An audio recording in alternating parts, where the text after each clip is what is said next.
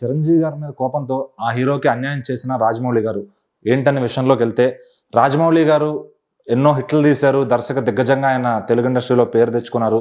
ఆయన కీర్తి ప్రపంచం వ్యాప్తంగా వ్యాపించింది. మన సినిమాలను ఆ రేంజ్లో తీసుకెళ్లి పెట్టారు ఆయన.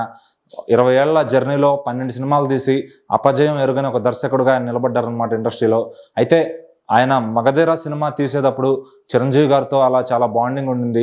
చిరుత సినిమా తీసిన తర్వాత ఆయన మగధీరాకి భారీ బడ్జెట్తో అల్లు అరవింద్ గారితో ఖర్చు పెట్టించి, ఆయన బడ్జెట్ ఎక్కువ అయిపోతుందని చెప్పినా కూడా దానికి ఫుల్గా ఖర్చు పెట్టించి ఆ సినిమా అయితే తీశారనమాట. అయితే అల్లు అరవింద్ గారు ఓ పక్క టెన్షన్ పడుతున్నారు. ఇప్పటికీ మార్కెట్ లేని హీరో మీద ఇంత పెట్టడం అవసరమా అని చెప్పి భయపడుతున్న తరుణంలో అయితే రాజమౌళి గారు నన్ను నమ్మండి అని చెప్పి ఆయన సినిమా తీసి సినిమాని బయటకు తీసుకొచ్చి ఇండస్ట్రీ హిట్ చేశారనమాట. సో మరి ఈ క్రమంలో చిరంజీవి గారు ఈ సినిమా క్రెడిట్ అంతా చరణ్ వల్లే వచ్చింది అని చెప్పి అంటాం. అలాగే అల్లు అరవింద్ గారు దీనికి నేనే డబ్బులు పెట్టాను, నేనే రిస్క్ చేశా, ఈ సినిమా క్రెడిట్ అంతా నాదే అని చెప్పి ఇలా ఇద్దరు కూడా ఆయనకి రాజమౌళి గారికి క్రెడిట్స్ ఇవ్వకపోవడంతో తర్వాత ఇంకా ఏగా మరియు ఆ సినిమా మర్యాద రామన్న తీసి నేను ఒక కమెడియన్తోనూ అలాగే ఒక జంతువుతోనూ కూడా సినిమా తీసి హిట్ కొట్టగలను అని ఆయన ఇండైరెక్ట్గా సమాధానం ఇచ్చారనమాట.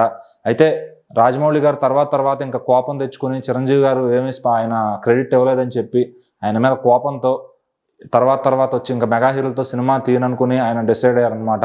అయితే బాహుబలి సక్సెస్ తర్వాత మళ్ళీ RRR సినిమా తీసి అందులో రామ్ చరణ్ గారిని పెట్టుకున్నారు.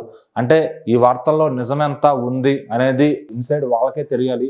మరి రాజమౌళి గారికి నిజంగానే కోపం ఉందా, అవన్నీ ఉత్త పొకార్లేనా అనేది వాళ్ళకే తెలియాలన్నమాట.